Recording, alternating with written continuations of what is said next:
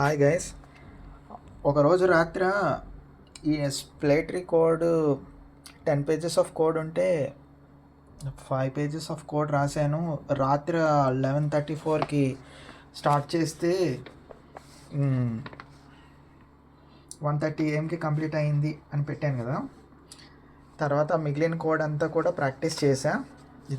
ఇదంతా code practising, ఇదంతా code practice చేసి సో మళ్ళీ తర్వాత స్టార్ట్ చేసి ఇక్కడ నుంచి మొత్తం టోటల్ 10 పేజెస్ ఆఫ్ కోడ్ రాశాను వితౌట్ సీయింగ్.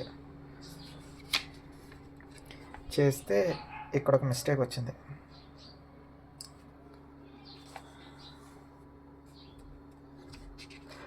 ఈ కోడ్ గొప్పతనం ఏంటంటే, నేను ప్రిపేర్ చేసిన కోడ్ గొప్పతనం ఏంటంటే, for example enter a value అని ఇచ్చామనుకో, ఇప్పుడు let suppose enter how many values do you want to insert అని ప్రింట్ఎఫ్ స్టేట్మెంట్ తోటి మనం ఇచ్చామనుకుందాం. కోడ్లో ఎంటర్ వాల్యూ అంటే నెంబర్స్ ఇవ్వాలి. నెంబర్స్ ఇవ్వకుండా బై మిస్టేక్గా ఆల్ఫాబెట్ ఇచ్చామనుకో, అప్పుడు కోడ్ విత్ స్టాండ్ అవుతుందా, నిలబడుతుందా?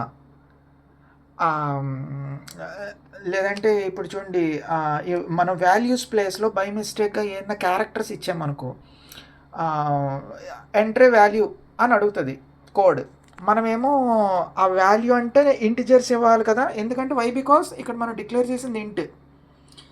సో ఇంటిజర్స్ కాబట్టి ఆ వాల్యూ కాకుండా నేను ఇప్పుడు కీబోర్డ్లో ఏదో క్యారెక్టర్ బై మిస్టేక్ ఇచ్చాను. ఇంటిజర్ ఇవ్వాల్సిన చోట బై మిస్టేక్గా క్యారెక్టర్ స్పేస్ ఏదో నొక్కాను.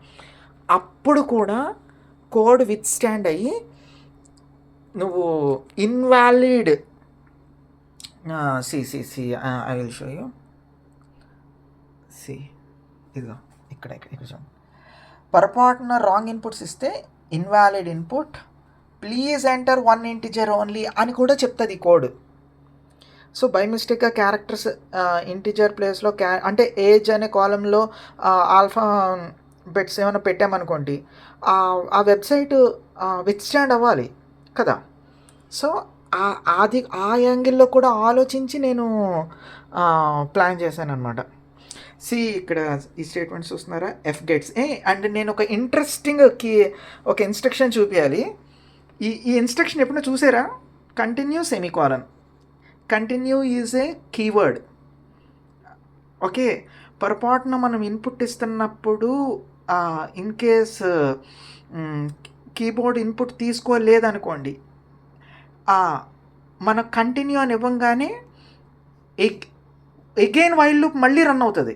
ఇక్కడ నుంచి బ్రేక్ అయిపోయి కంటిన్యూ అని ఇవ్వగానే మళ్ళీ ఈ నెక్స్ట్ ఇన్స్ట్రక్షన్స్ ఏమీ ఎగ్జిక్యూట్ అవ్వకుండా వైల్ లూప్ మళ్ళీ ఎగ్జిక్యూట్ అవ్వడానికి యూజ్ చేసే టర్మ్ కాల్డ్ కంటిన్యూ. కంటిన్యూ అని కీవర్డ్ని 95% ఎవ్వరు ప్రపంచంలో ఎవరు దాన్ని వాడరు, బట్ నేను వాడుతున్నా. ఓకే, అస్సలు తగ్గేదే లేదుగా, కాంప్రమైజ్ అవ్వం కదా. సో కంటిన్యూ అనేది ఒక కీవర్డ్ ఒకటి ఉంటుంది అనమాట. కంటిన్యూ సెమీకోలన్ అని పెట్టాలి. క్లియర్? సో రాంగ్ ఇన్పుట్స్ ఇచ్చినా కూడా ప్రోగ్రామ్ హ్యాండిల్ చేయగలగాలి. And computer should display that it is invalid input, please enter 0 or any positive integer అని the program has to guide the user. So ఆ విధంగా చేసుకున్న. ఇది మళ్ళీ ఎక్కడో మిస్టేక్ వచ్చింది, అంటే వైల్ లూప్లో రన్ చేయాలి. ఇది నేను డైరెక్ట్గా స్టేట్మెంట్ ఇచ్చాను, ఎక్కడో మిస్టేక్. స్ప్లేటరీలో ఇక్కడ ఇంకొకటి, ఇక్కడ అవసరం లేదు, ఎక్స్ట్రాగా రాశా.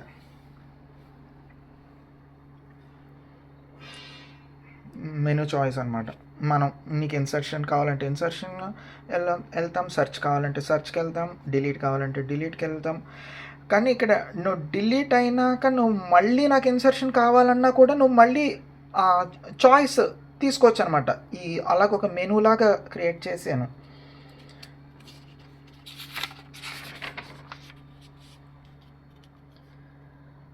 సో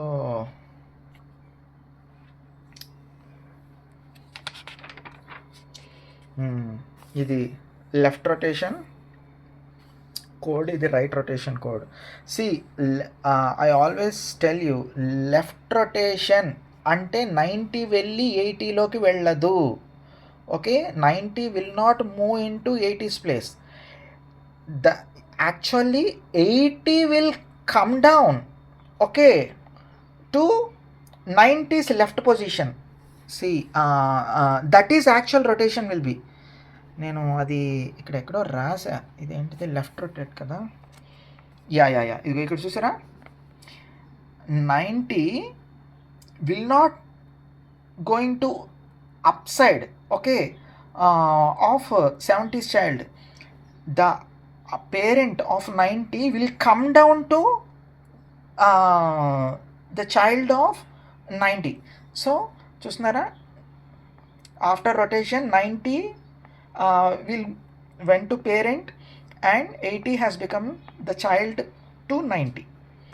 సో ఏది ఇలా రొటేషన్, ఇప్పుడు లెట్ సపోజ్ ఇక్కడ కూడా ఇక్కడ చూడండి 30 వెళ్ళి 50 తోటి 30 పైకి వెళ్ళదు నిజానికి రొటేషన్స్లో. That is not going to be happening. But while explaining in the class we have to explain like this only. The 30 is moving to towards 50, that is right rotate అని అంటాం. But actual the thing is that if you want to move 30, the entire 50 should come down. That is the actual thing. See, if you want to move 30 up, the entire 50 should come down. The entire 50 should come down. Entire 50 అంటే ఈ 50 కింద ఉన్న child ఇది ఉంది కదా. So x right should move to y left. Y అంటే ఏంటి, 50. Okay, why లెఫ్ట్కి వెళ్తుంది. ఇక్కడ రాస్తాను, ఎక్కడో రాస్తాను, ఇదిగో x right should move to y left. అర్థం ఉందా? ఆల్వేస్ ఈ ప్రోగ్రామ్ ఆర్హెచ్ఎస్ టు ఎల్హెచ్ఎస్ఏ ఉంటుంది, ఎల్హెచ్ఎస్ టు ఆర్హెచ్ఎస్ ఉండదు. Okay, clear? సో అప్పుడు ఎంటైర్ ఈ 50 ఛానల్ కింద ఏమున్నాయి మొత్తం everything will come down to 30 and the 30 should will interlock with the grandparent 70. So 30 70లోకి వెళ్తుంది. సో ఇది సబ్జెక్ట్ని ఏదో జేఎన్టీ ఎగ్జాము అది పాస్ అవ్వాలి, అదేదో చెయ్యాలి కాబట్టి ఏదో గుడ్డిగా నేర్చుకోవాలి అంటే సబ్జెక్ట్ రాదు. ఇష్టం, అదొక ఒక ప్యాషన్తో నేర్చుకోవాలి. క్లియర్? సో ఇదంతా డిలీట్ కోడ్. సో ఇక్కడికి కంప్లీట్ అయింది. ఇదొకటి మర్చిపోయాను, ఇది ఇక్కడ రాయాలి నిజానికి, అదొక మిస్టేక్. సో టోటల్గా ఆ రోజు 5 పేజెస్ వచ్చింది కదా, ఇప్పుడు టోటల్ ఎన్ని పేజెస్ వచ్చిందో కౌంట్ చేద్దాం. కోడ్ 1 2 3 4 5 6 7 8 9 10 11 పేజెస్ వచ్చింది. ఆ రోజు రాత్రి 5 పేజెసే వచ్చాయి. ఏదది ఆ రోజు రాత్రి కోడ్, ఇదో ఆ రోజు 11:34కి 1 2 3 4 5 పేజెసే వచ్చాయి. ఇక్కడ కంప్లీట్ చేశాను. సో ఇప్పుడు ఈరోజు మొత్తం మళ్ళీ అగైన్ ఫ్రమ్ స్టార్టింగ్ నుంచి టోటల్ 11 పేజెస్ ఆఫ్ కోడ్ మొత్తం చూడకుండా రాశాను. టోటల్ 11 పేజెస్ ఆఫ్ కోడ్ ఎన్ని లైన్స్ వస్తుందంటే 553 లైన్స్ వచ్చింది కోడ్. 553 లైన్స్ ఆఫ్ కోడ్ మొత్తం చూడకుండా రాసి కరెక్షన్ చేసుకున్నాం. So this is splay tree. Splay tree outputs చూడండి. మీరు లెట్ సపోజ్ చూడు, enter insert a value. Let suppose how many values అని అన్నా. నేను ఇక్కడ కీబోర్డ్లో ఆల్ఫాబెట్ ఏదో ఇస్తాను చూడు. లెట్స్ యాక్చువల్ వాల్యూస్ ఇవ్వాలి, ఆల్ఫాబెట్ ఇచ్చాను. ఎంటర్ కొడితే నా కోడ్ విత్ స్టాండ్ అయింది, నిలబడి మళ్ళీ నువ్వు ఇచ్చిన ఇన్పుట్ తప్పు, నాకు ఓన్లీ ఇంటిజర్స్ ఇవ్వు అని అడుగుతుంది. చూస్తున్నారా అది. సో లెట్ సపోజ్ నేను 3 ఇచ్చాను అనుకో. ఎంటర్ ఫస్ట్ వాల్యూ అంటే ఇంటిజర్ కదా, బట్ నేను ఏదో క్యారెక్టర్స్ ఇస్తున్నా బై మిస్టేక్గా. క్యారెక్టర్స్ అంటే అది అడిగినట్టు ఇవ్వకుండా తప్పుగా ఇచ్చినా కూడా again it is showing that invalid input, please enter 1 integer. అంటే my code is withstanding, అది క్రాష్ అవ్వట్లే. ఇంటిజర్స్ ప్లేస్లో నేను క్యారెక్టర్స్ పెట్టినా కూడా నా కోడ్ క్రాష్ అవ్వదు. అర్థమైందా? ఇవన్నీ డైరెక్ట్గా చాట్ జీపీటీలు ఇవన్నీ డైరెక్ట్గా ఎక్కడ ఏమీ వచ్చేవు, అన్నీ నా ఓన్ థాట్స్తో అంతా నేను క్రియేట్ చేసుకున్నా. So let suppose Yeah. See, split tree 11. So last visited node is 33. Okay, that should be comes to the root. So current root is going to be 33. See, enter your choice. మళ్ళీ నేను ఇక్కడ insert search value. So let suppose నేను ఇక్కడ search value దగ్గర కూడా నేను ఏదైనా character ఇచ్చాను అనుకో, it is going to again ask enter your choice అని మళ్ళీ అడుగుతుంది. క్లియర్? సో లెట్ సపోజ్ నేను 3 డిలీట్ వెళ్ళానుకో, యాక్చువల్గా సాధారణంగా మెనూలో ఒక్కసారి 3 డిలీట్ అయినాక you have to choose only 4. But నా కోడ్లో మళ్ళీ నువ్వు ఫస్ట్ 1 to 6 ఏ వాల్యూస్ అన్నా నువ్వు చూస్ చేసుకోవచ్చు. సో 55 ఇచ్చా, సో ఇప్పుడు 4 ఇచ్చా, చూసారా 11, 22, 55. సో డిలీట్ చేసినాక నువ్వు ఒక్కసారి డిలీట్ అయిపోతే నువ్వు మళ్ళీ 4th, 5th, 6th ఆప్షన్స్కి వెళ్ళాలి. 95% కోడింగ్ అంతా అలానే ఉంటుంది. కానీ ఒక్కసారి డిలీట్ అయిపోయినాక నేను మళ్ళీ ఫస్ట్ చాయిస్కి వెళ్ళా అంటే మనకి నచ్చిన చాయిస్కి నేను మళ్ళీ టోటల్ ఫ్రీడమ్ ఉంటుంది ఈ కోడ్లో. నీకు నచ్చిన చాయిస్ నువ్వు ఎన్నుకోవచ్చు, చూస్ చేసుకోవచ్చు అనమాట. సో ఆ విధంగా కోడ్ డిజైన్ చేశాను. అసలు అది ప్రోగ్రాంలో చాలా కష్టమైంది. ఏంటిది స్విచ్ చాయిస్. యా, ఇదిగో ఈ మెనూలో ఈ మెనూ ఇది మెనూ, ఈ స్విచ్ చాయిస్ ఇక్కడ నుంచి ఇంకా మెనూ ఆ కేసెస్ అన్నీ రాసుకోవడం. కేస్ 1,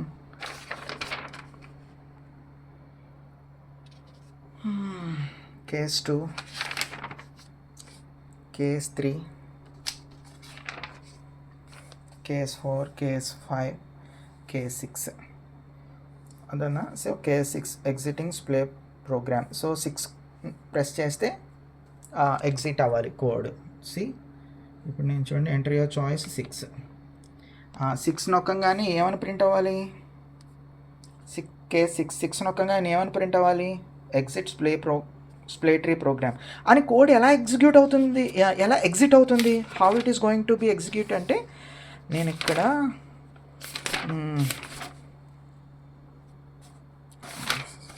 వన్ సెకండ్ ఇది 11 pages ఆఫ్ కోడ్ కదా. ఇక్కడ ఏం రాశానో వెంటనే దొరకడం కొంచెం కష్టం అవుతుంది. 1 second. వైల్ 1. యా, వైల్ లూప్లో నేను ఇక్కడ మెయిన్ ప్రోగ్రాంలో నేను ఇక్కడ ఒక వేరియబుల్ తీసుకున్నా, exit program is equal to 1 అని పెట్టుకున్నా. సో వైల్ 1 అంటే always the while 1 what 1 exit program should 1. నేను ఇక్కడ వైల్ 1 అని పెట్టాను అంటే always the while loop will continuously execute infinite times, that is while 1. So నేను ఇప్పుడు ఇక్కడ ఏదది 6 కేస్ 6, ఇప్పుడు ఇక్కడ నేను 6 ప్రెస్ చేశాను. సో 6 అంటే ఏంటి? కోడ్ ఎగ్జిక్యూట్ అవ్వాలి, కోడ్ ఎగ్జిట్ అయిపోవాలి. 6 అని అంటే ఇప్పుడు వైల్ 1 అనేది నేను చేయకూడదు. నేను ఇక్కడ వైల్ 1 అని చేయకూడదు, అక్కడ నేను వైల్ 0 పెడితే అప్పుడు ఈ వైల్ లూప్ ఎగ్జిట్ అవుతుంది. సో అదే స్టేట్మెంట్ ఇక్కడ రాశాను, చూసారా? Exit program is 0. ఇప్పుడు దాకా ఎగ్జిట్ ప్రోగ్రామ్ 1 ఉన్నది, నేను 0 వచ్చిందంటే it is going to be exit. With exit అవుతున్నప్పుడు యూజర్కి అర్థం అవ్వాలి ద ప్రోగ్రామ్ ఈజ్ ఎగ్జిటింగ్ అని. So exiting splay tree program అనేది ప్రింట్ రావాలి. సో అది చూస్తున్నారా, ఎగ్జిటింగ్ స్ప్లే ట్రీ ప్రోగ్రామ్ అని కోడ్ ఎగ్జిక్యూట్ అయిపోయి ఇప్పుడు దాకా ఈ మెనూ అవన్నీ కనిపించినాయి కదా వరుస పెట్టి, ఇక్కడ నుంచి మెనూ కనబడదు. అంటే కోడ్ మొత్తం ఎగ్జిట్ అయిపోయింది, అంటే కంపైలింగ్ స్టాప్ అయిపోయింది. సో అలాగా మొత్తం రాసి అదంతా చూడకుండా 553 lines ఆఫ్ కోడ్ రాసేటప్పటికి నిజానికి నాకే ఆశ్చర్యం. అండ్ వన్ మోర్ థింగ్, ఒక 18-19 years student 553 lines of code రాయడం అనేది ఆ వయసులో చాలా ఇంపాసిబుల్. కానీ డేటా స్ట్రక్చర్స్ అనే సబ్జెక్టు ఆ జేఎన్టీ వాడు ఫస్ట్ ఇయర్లో పెట్టడమే రాంగ్. మీ ఏజ్కి ఇంత hard working, it's very tough. But ఒక జేఎన్టీయూ సబ్జెక్ట్లా కాకుండా ఇదొక ప్రపంచంలో ఇదొక సబ్జెక్ట్ ఉంది, అది నేర్చుకోవాలని ఇష్టంతో నేర్చుకోవాలి. డేటాను మొత్తం ఏ విధంగా స్ట్రక్చర్ చేస్తామో. ఇప్పుడు చూడండి, రీసెంట్ ఫైల్స్ అని ఒక ఆప్షన్ ఉంటుంది. Let's see.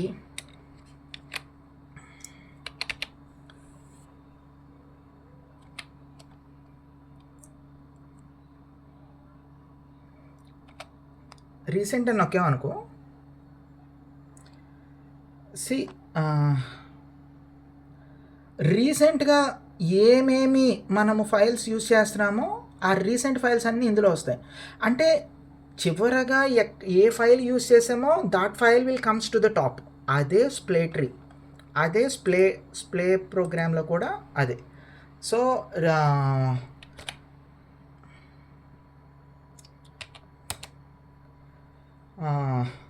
11/22 చివరిగా రీసెంట్గా రైట్ నౌ నేను యూజ్ చేస్తున్న వాల్యూ ఎంత? 33, రైట్? యా. బట్ ఆ వాల్యూ రూట్కి వచ్చేస్తుంది. కరెంట్ రూట్ స్టార్టింగ్ వాల్యూ ఇప్పుడు 33 ఉండదు. స్టార్టింగ్ వాల్యూ 11 ఉండదు, 33 వచ్చేస్తుంది. రీసెంట్ వాల్యూ అనమాట. మనం మన రీసెంట్ ఫైల్స్ ఉంటాయి కదా, ఇదిగో ఇక్కడ రీసెంట్ ఫైల్స్. ఈ రీసెంట్ ఫైల్స్లో మనం ఏమేమి ఎక్కువగా యూజ్ చేస్తుంటామో ఆ ఫైల్స్ అన్నీ ఇక్కడికి వస్తూ ఉంటాయి కదా టాప్లోకి. రియల్గా that is actually splay program. నేను ఇక్కడ మనం నెంబర్స్తో చెప్తామన్నమాట. Okay, clear? ఇది సబ్జెక్టు ఇష్టంతో తెలుసుకోవాలి అంతే. దాని బ్యూటీని ఏమంటారు దాన్ని, you have to experience it.